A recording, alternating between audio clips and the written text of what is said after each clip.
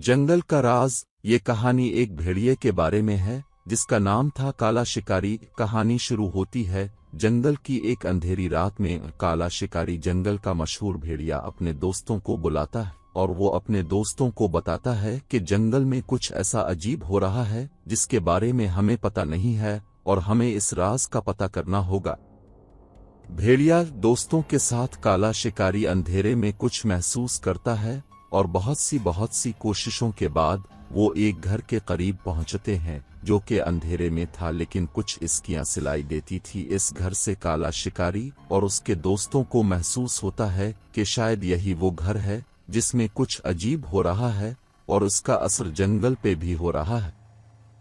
घर के अंदर हर कोना भयानक माहौल से भरा हुआ है। हर कदम पर उन्हें लगता है जैसे कुछ उनके पीछे है।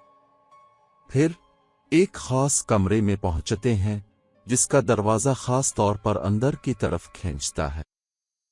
दरवाजा खोलते ही उनके सामने कुछ ऐसा है जो उनके होश उड़ा देता है।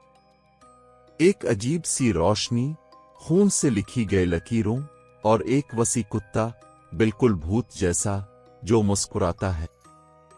काला शिकारी और उसके दोस्तों को लगता है कि ये राज उनके सामने खुला हुआ है।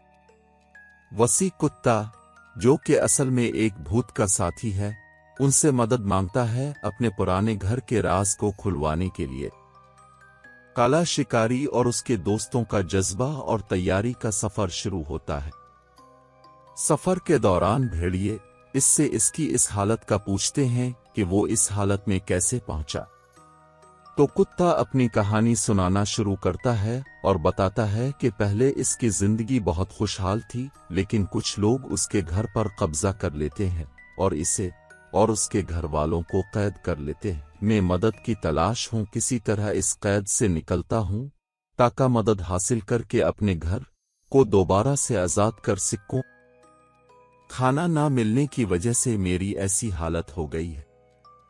कुत्ता अपनी कहानी सुना ही रहा था कि उनका सामना एक जंगल की ऐसी मखलूक से होता है जो कि देखने में बहुत ही खौफनाक सी थी।